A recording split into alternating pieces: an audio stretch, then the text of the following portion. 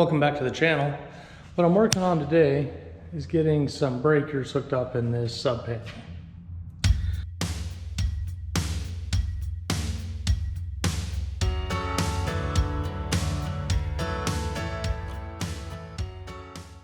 I've been running extension cords from my other little garage, and it's just time to hook up some breakers in here. I have had these Husky work lights that I've hooked into an extension cord, and I just come in and plug them in. And I got these from Home Depot. There's 5 of them. They're about 10 feet apart here. I have them tied up in the middle, so I don't know how long they are between each light. I don't really remember. I can't remember how long they are, but certainly good lights to have if you're doing any type of work. These construction type lights have worked out really well for me for the last few weeks. So if you saw the video where I installed this sub panel, you remember when I brought the wire in, hooked up my ground bus bar, hooked up my neutral bus bar, and I ran my hots to the middle. Keeping in mind, like I've said a bunch of times, this is all hot. All this metal here is all hot. Even right now, it's all hot. And as I mentioned, a sub panel is different from a surface entry panel in your house, to where your neutrals and your grounds have to be separated. So I'm going to be able to complete this work with just some cutters, utility knife, some wire strippers, and a screwdriver. I will be using a voltmeter later on to test whenever I put some outlets in. Okay, so the first thing I'm going to do is just strip this jacket back. I just kind of run the blade really lightly across the wire, just enough to kind of score it. And then at the end, you can go ahead and put a pretty big cut in it. And that just allows it to pull back. And you want to pull this jacket off further than the wire comes into the box.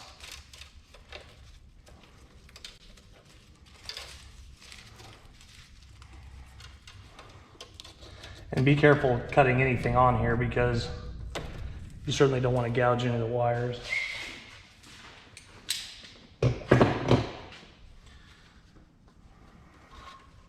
Okay, we have our ground going to our bare wire here. So this is going to go to our ground bus. And what I recommend is kind of fish the wire on the outside, because you don't ever want to end up short.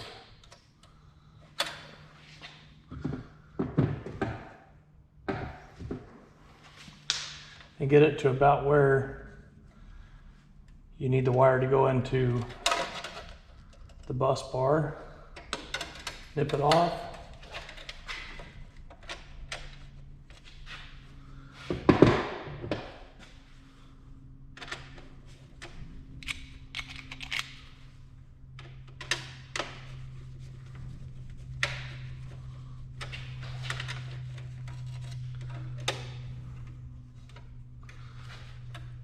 And then just make sure you get a tight connection. The way things are engineered anymore, kind of the only 2 ways you can start a fire. I mean, obviously there's faulty breakers and things like that happen, but loose connections and using the wrong wire with the wrong size of breaker.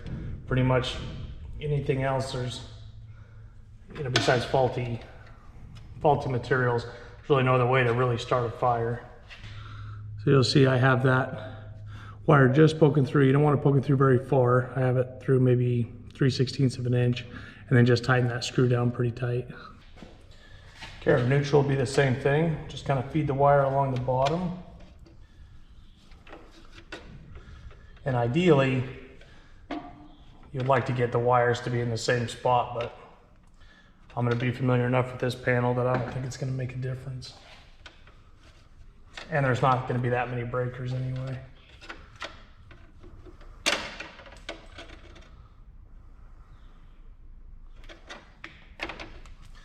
So I'm using a 20 amp 12 gauge wire. So you want to make sure that when you use your wire strippers, you strip off the right size of, or use the right hole for the wire you're stripping down. And I think they have all these screwed in here.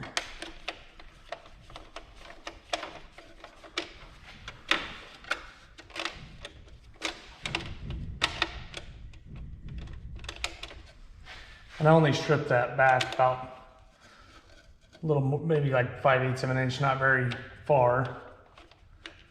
Because you don't want a lot of bare metal poking out in this box. You do want to make good connections. And you'll notice before I used that No-Lox compound for the aluminum to make my connections, but since I'm using copper, you don't need to use that. These are just regular type breakers and regular copper wire.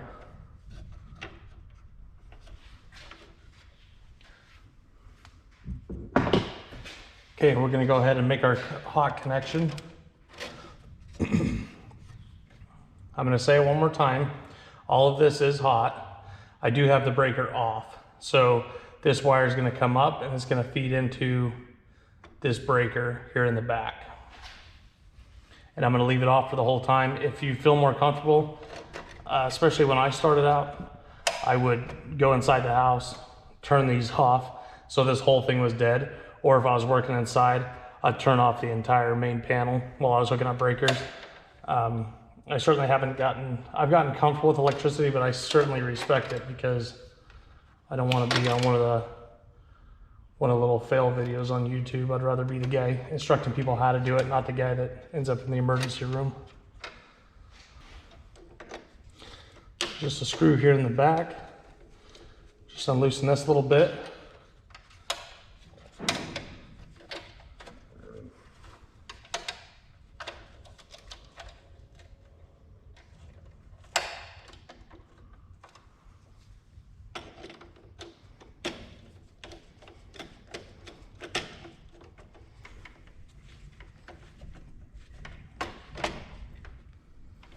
Okay, get these connections tight, but remember this is all plastic. So you don't want to really crank on anything and break it.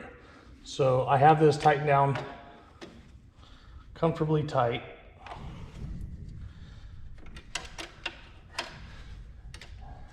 Just gonna get my wire where I want it here. And you can pull on any of these wires, make sure that they're tight in there. And that's it.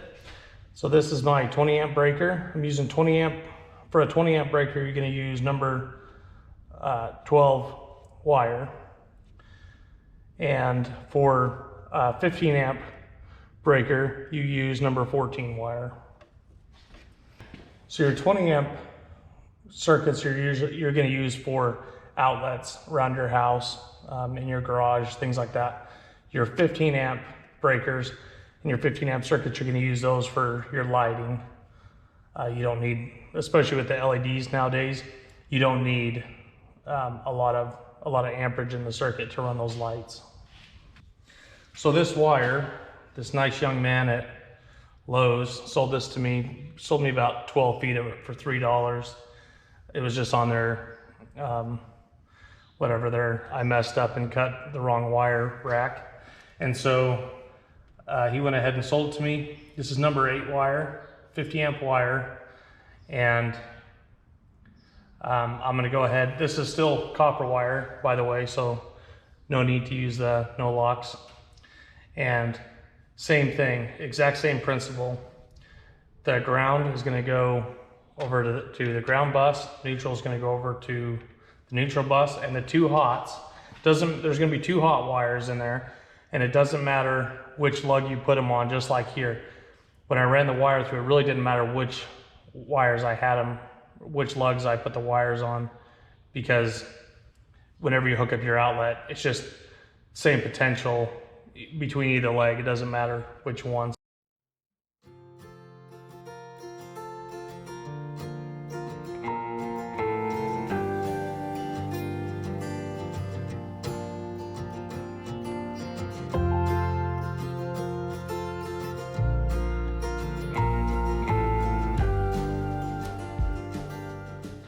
Okay, exact same principle as before. Fish our ground wire up to the ground bus bar. So I'm gonna have to put it on the bottom there.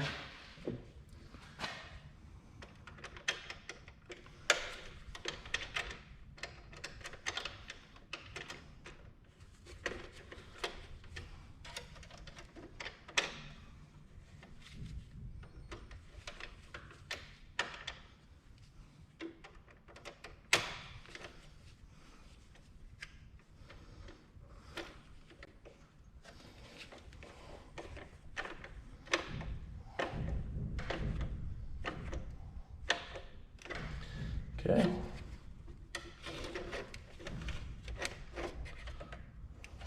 It's a pretty tight connection. Come up here and put our neutral in.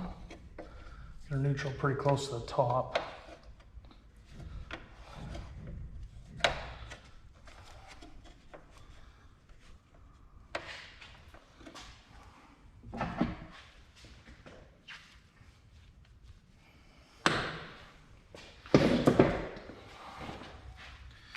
Okay, now what I do on these, just carefully, just take one of the bigger sizes here, and just gently kind of work your way around until it cuts through. You don't want to damage that copper wire,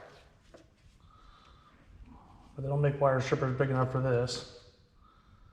And just kind of gently work it off from there.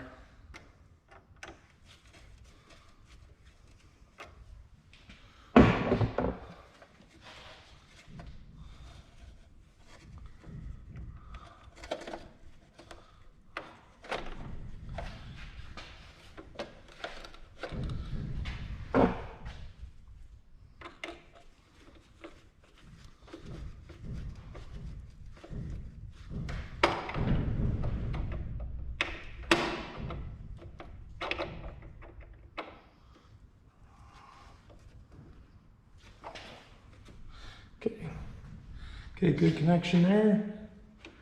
We'll go ahead and loosen these up.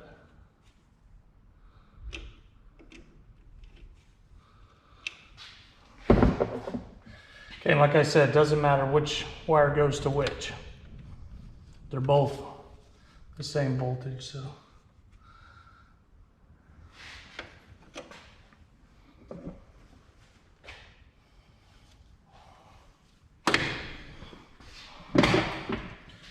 And especially here, you don't want a bunch of wire coming off, or you don't want a bunch of the jacket coming off the wire, because this is going to be going to that breaker. You want to conceal any of that exposed metal back behind that plastic in the breaker.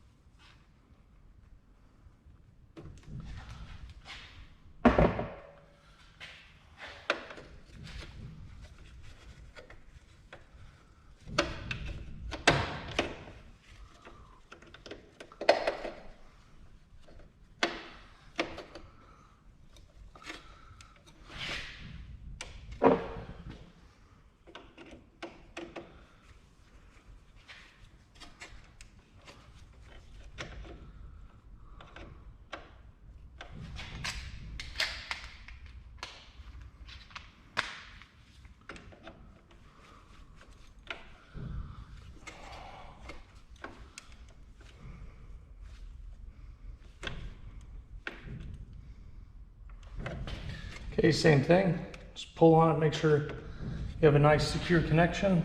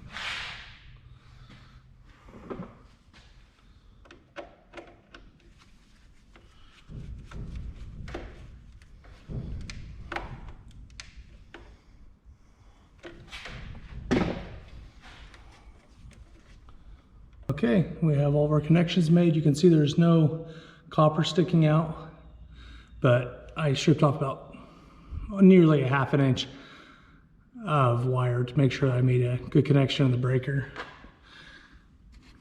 So we have our neutral on our neutral bar, our hots, and our ground over there. So this will definitely pass code. It doesn't look as good as I would like. I know it's kind of a smaller panel, and I don't know, I'm usually kind of a stickler for how nice things look, but it'll serve my purpose for what I need it for. Okay, I'm gonna get this 50 amp receptacle hooked up.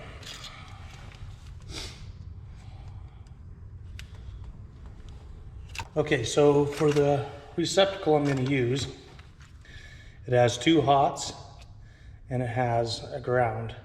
So this white wire, the neutral, is going to be used. I usually run a 4-wire just in case in the future I end up needing to hook up something else. I always leave that white wire in there. So what I'll do in this case is just tuck it back here in the box. We won't use it.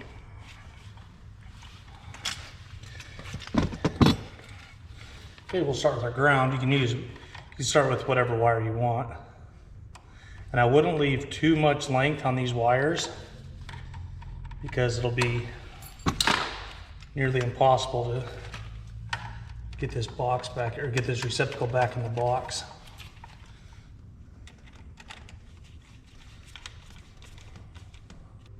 Once again, it doesn't matter which wire you hook up to either terminal. They're both going to be 120 volts.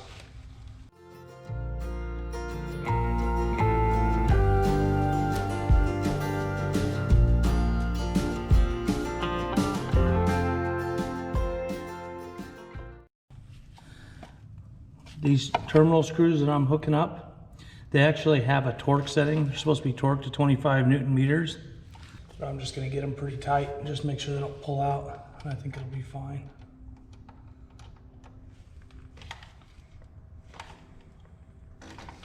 If this was a car or something, I'd probably go get the torque wrench, but I've never had an issue with these.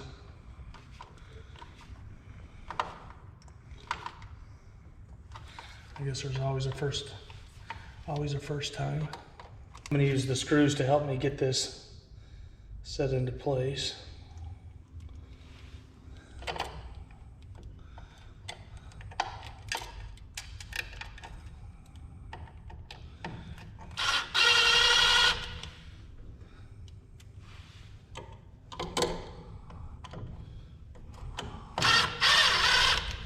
And you'll notice I used a double junction box, not a single junction box for this. That's pretty important. You want to use a double junction box. Make sure your wires fit in there properly. There's actually codes for the size of wires and how many wires you can have in a box. So this is a good way to keep you out of trouble. Make sure you use a double junction box.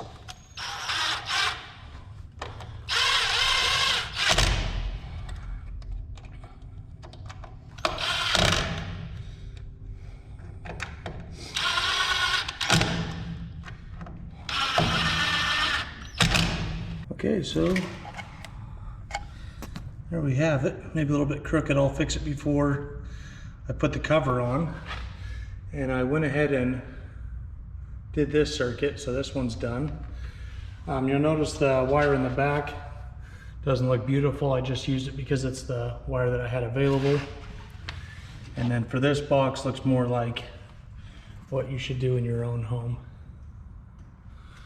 What's really important is that you have some sort of anchor or some sort of staple, especially within the, right after the box, right after it goes in the box. Wires need to be stapled within 6 inches of a junction box. So this outlet's gonna be just like any outlet in your house. I'm just gonna use a regular outlet for it, just a regular 20 amp outlet. I forgot to mention earlier the color coding. If you get the yellow wire, that's your number 12 wire, your 20 amp wire that you use for outlets. The white Romex is the 14 gauge wire that you use for your lights. So this follows the same process. Strip it back. It's a little bit different.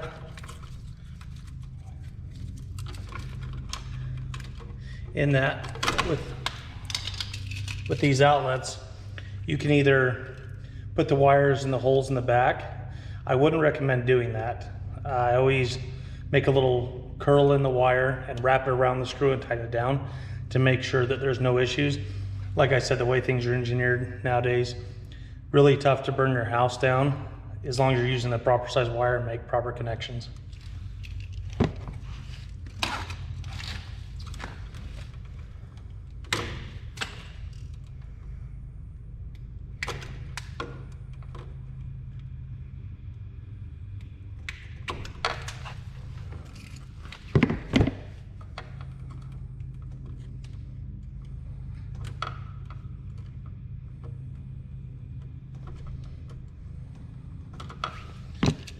Okay, I have my curls in my wires.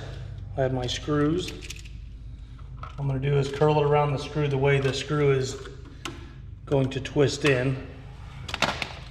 So as the screw twists, we'll just call this clockwise, I put my pigtail in clockwise so it actually screws around the screw as you tighten the screw down. Okay, the neutral's hooked up. All we have left is our ground with the green screw.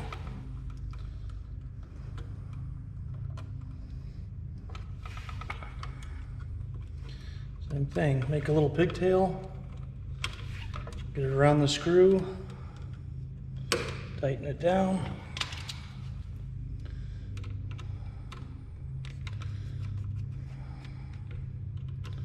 And now you have really solid connections with your outlet. You do this with light switches, pretty much anything that has any type of screw terminals. And since you're gonna have these screws exposed, I always wrap electrical tape around them, just to make sure that when you push this outlet back in the box, that neutral wire doesn't go touch them or something and short something out. And then just make some nice bends in the wire. The tough thing about copper wire is it work hardens, which means the more you bend it, the more brittle it gets. So if you sit here and keep bending these around all day, you do have the potential of breaking them. Actually, I want this upside down like that.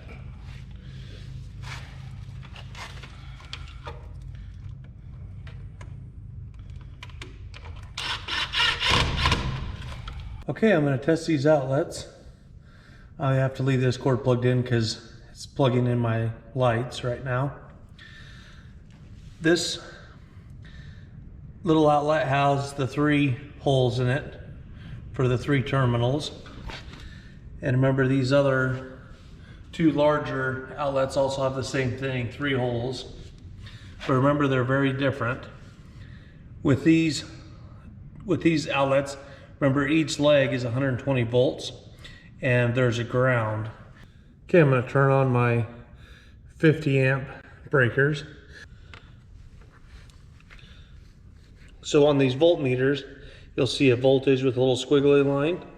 That's for your AC current. Okay, so to test the outlet, we'll go ahead and plug these into the 2 terminals. And right now we're getting 124 volts. This is our hot terminal, this is our neutral, and this is our ground. So the 120 volts is 120 volts from the hot to the neutral and the hot to the ground. So as we got 120 volts between the hot and the neutral, we should also get 120 volts between the hot and the ground.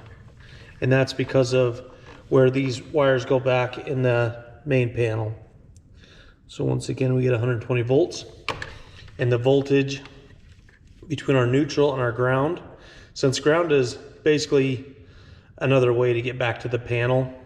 It's like a second neutral, I guess, or you could, I don't know, I guess that's the way I would describe it. Second neutral, just a way to get back to the panel box. There should be 0 potential between these two, so there should be 0 volts.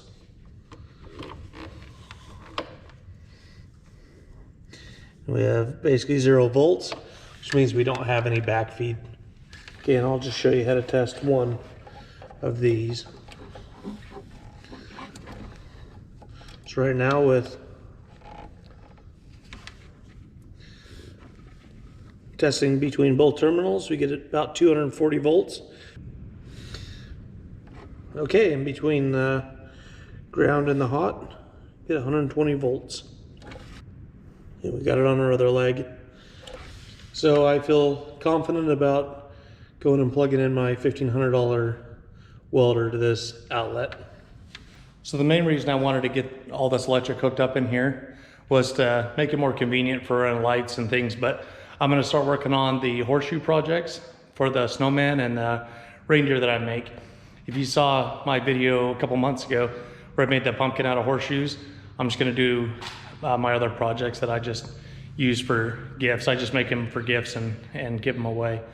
So stay tuned for that. The last thing I'm gonna try to get done today is caulking around my building.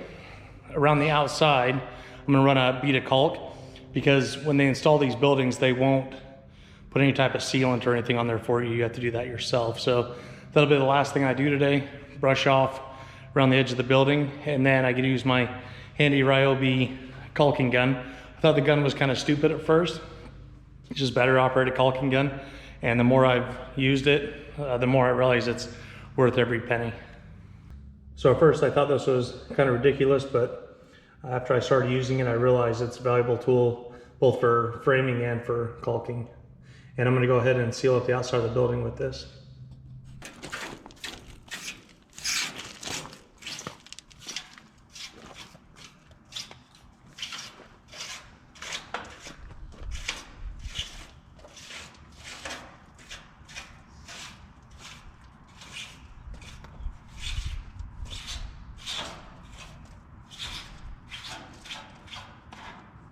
Okay, and all I'm using to seal this up with is an indoor-outdoor 100% silicone.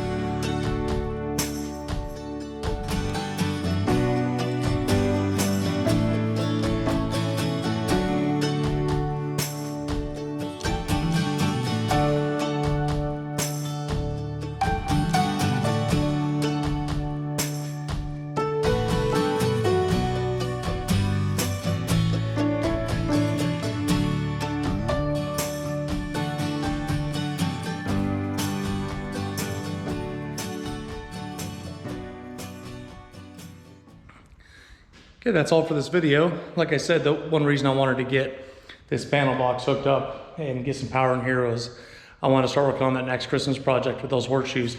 So stay tuned for that video, and I hope you learned a little bit about how to hook up breakers and sub panels. Thanks.